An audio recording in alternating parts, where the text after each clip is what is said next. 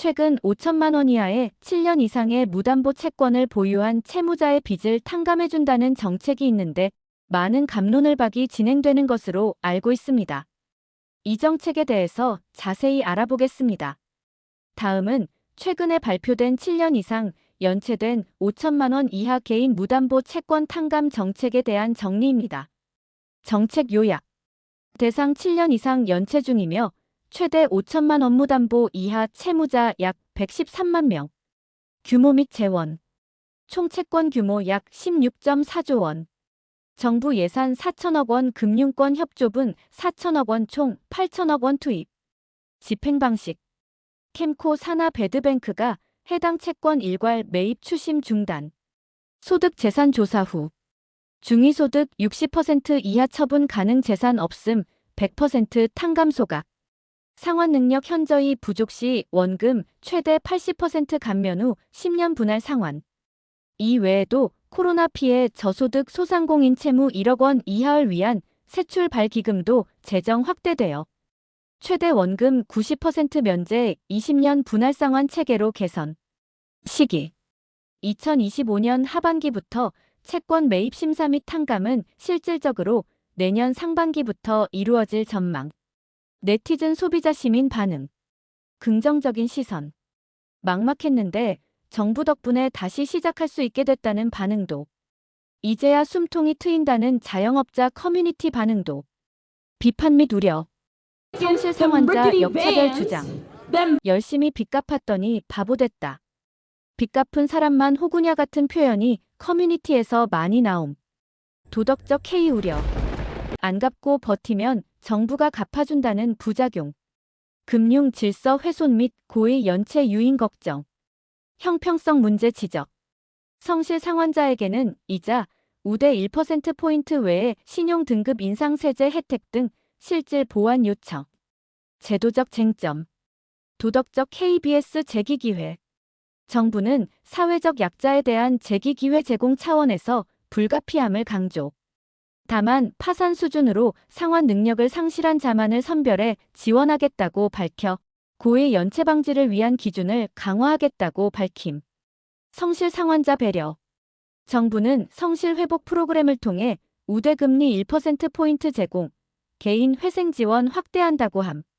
하지만 네티즌들은 신용 가점, 세액공제 같은 실질 혜택이 더 필요하다며 여전히 불만. 긍정극한 상황에 장기 연체자 취약 소상공인에게 정의로운 기회를 주는 취지는 타당함. 경제활동 재진입 유도와 사회 통합 차원에서 효과 기대. 우려 성실히 빚 갚은 사람과의 형평성 문제는 해결 필요. 도덕적 해이 방지 장치가 충분히 마련되고 실행되는지, 금융 질서엔 해가 없는지가 핵심. 제업 마이너스 성실 상환자에게 신용가점 세제 감면 등 실질 인센티브 추가.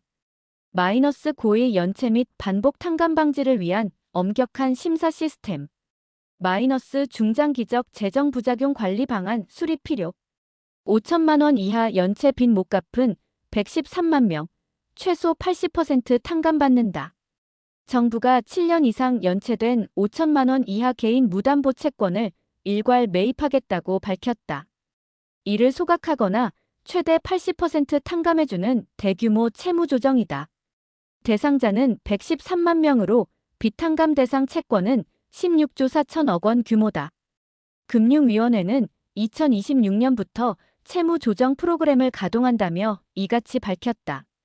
정부는 재정 4천억 원을 투입해 한국자산관리공사 캠코 산하에 채무조정 기구 배드뱅크를 설치할 예정이다.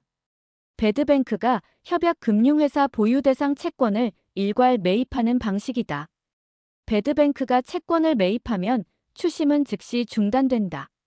심사를 거친 채권은 소각되거나 최대 80%의 채무조정 및 10년 분할 상환으로 결정된다. 금융위원회는 채무조정 대상자 기준에 대해 연체 정보가 공유되는 최장기간이 7년이고 신용회복위원회에 채무조정 신청자의 평균 채무액이 4,456만 원이라는 점을 감안했다고 밝혔다. 일괄 매입 채권의 약 60%가 100% 탕감되는 소각 대상이 될 것으로 보인다. 중위소득 60% 3인 가족 기준 약 301만 원 이하이고 처분 가능한 재산이 없으면 상환 능력을 상실했다고 본다. 이들의 채권은 소각된다. 빚을 전부 탕감해준다는 의미다. 상환 능력을 상실하지는 않았지만 채무 대비 상환 능력이 현저히 부족한 이들에 대해서는 원금을 최대 80% 감면해준다. 또 자녀 채무를 10년에 걸쳐 분할 상환할 수 있게 할 계획이다. 이는 기존 신용회복위원회의 개인 워크아웃 쪽 건원금 최대 70% 감면 8년 분할 상환보다 더 강화된 채무 조정이다. 다만 연체자가 소각 혹은 탕감을 받으려면 최소 1년 이상 걸릴 수 있다. 올해 하반기 배드뱅크가 채권을 일괄 매입하면 추심은 중단된다. 그러나 재산소득 조사와 일괄 매입, 다음 개별 정보 동의를 받지 않기 위한 관련법 개정 등의 절차가 필요하다. 따라서 실제 탕감까지는 시간이 걸릴 것으로 예상된다. 금융위원회는 사회적 약자들에게 재기의 기회를 제공하고 우리 사회를 통합한다는 차원에서 장기 연체 채권, 채무 조정 프로그램 신설 추진하게 됐다며 연체 상태가 지속되는 것보다 신속한 채무 정리를 통해 정상적 경제활동, 복귀를 돕는 것이 사회적 비용 절감에 더욱 효과적이라고 설명했다.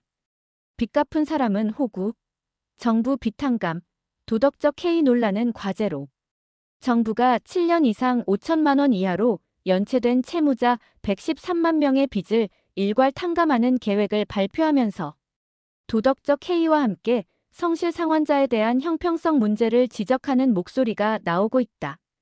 정부는 이번 정책이 사회적 약자에게 재기 기회를 제공하는 차원에서 마련된 것이며 향후 도덕적 해이 논란이 커지지 않도록 지원 대상을 엄격하게 선별할 예정이라고 밝혔다. 20일 아프니까 사장이다 등 자영업자 커뮤니티에선 정부가 전날 발표한 개인장기 연체채권, 채무 조정 프로그램에 대한 소상공인들의 상반된 반응이 보였다.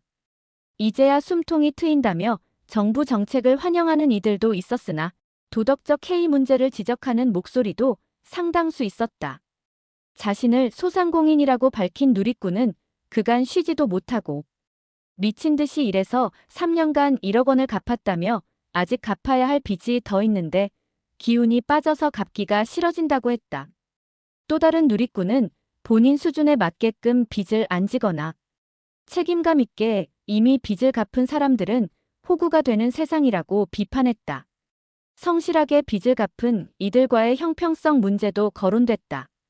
정부는 성실 상환자들에게 1%포인트의 이자 지원이나 우대 금리를 제공하겠다고 밝혔으나 장기 연체자에 대한 혜택과 비교하면 미미하다는 것이다. 한 누리꾼은 성실 상환자에 대한 실질적 보상 시스템을 도입해달라며 단순한 이자, 감면을 넘어 신용등급 가점이나 세액 공제 등이 필요하다고 말했다. 소상공인 커뮤니티에는 성실 상환자를 고생만 하는 개미의 장기 연체자를 정부로부터 이익을 얻는 배짱이에 비유한 웹툰이 올라오기도 했다. 코로나19 사태로 피해를 입은 소상공인 채무를 조정하는 세출발기금의 개선 방향에 대한 비판도 있었다. 정부는 이번 발표에서 세출발기금 지원 대상을 총 채무 1억 원 이하로 제한하고 원금 90% 감면, 최대 20년까지의 분할 상환을 제시했다. 하지만 소상공인들 사이에선 원금과 이자가 큰 채무일수록 분할 상환이 중요하니 1억 원 이하가 아니라 1억 원 이상이 돼야 한다는 반응이 나왔다. 정부는 일각의 도덕적 해이 우려에 공감한다면서도 다만 누구나 장기 연체자가 될 수 있고 약자에 대한 재기 기회 제공 차원에서 양해를 부탁드린다고 밝혔다. 이어 향후 프로그램에서는 파산에 준하는 수준으로 상환 능력을 상실한 연체자만을 엄격하게 선별해 지원할 예정이라며 연체에 따른 추심 압류 등의 고통을 감안하면 일각에서 제기하는 고의 연체 가능성은 크지 않다고 했다. 정부는 세출발기금 지원 대상을 채무 규모 1억 원 이하로 설정한 이유에 대해선 총 채무 한도를 1억 원으로 설정할 때 저소득 연체 소상공인의 약 40%가 수혜 대상이 돼 재기 지원 실효성이 극대화됐기 때문이라고 설명했다. 이어 세출발 기금과 관련해서도 다양한 도덕적 해이 방지 장치들을 운영하고 있다며 이번 제도 개선은 취약계층을 고려한 맞춤형 제도 개선이라고 했다. 밤낮 없이 일해 빚 갚았더니 바보됐다 역대급 빚탕감에 허탈한 사람들. 이럴 거면 대출 안 갚고 기다릴 걸 막막했는데 다시 새롭게 시작할 수 있어서 좋다.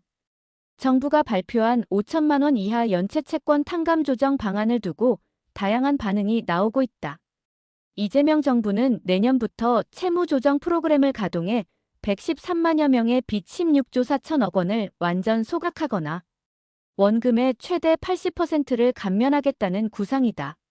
중위소득 60% 이하 소상공인은 세출발 기금을 통해 연체 원금의 최대 90%를 탕감해준다. 장기간 빚에 늪에 빠져 정상적인 생활이 어려운 취약계층을 구제한다는 취지다.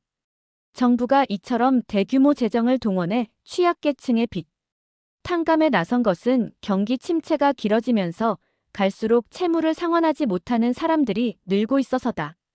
한국은행에 따르면 국내 취약차주는 2022년 말 178만 명에서 올해 1분기 말 188만 명으로 줄어들기는커녕 매년 증가하는 추세다.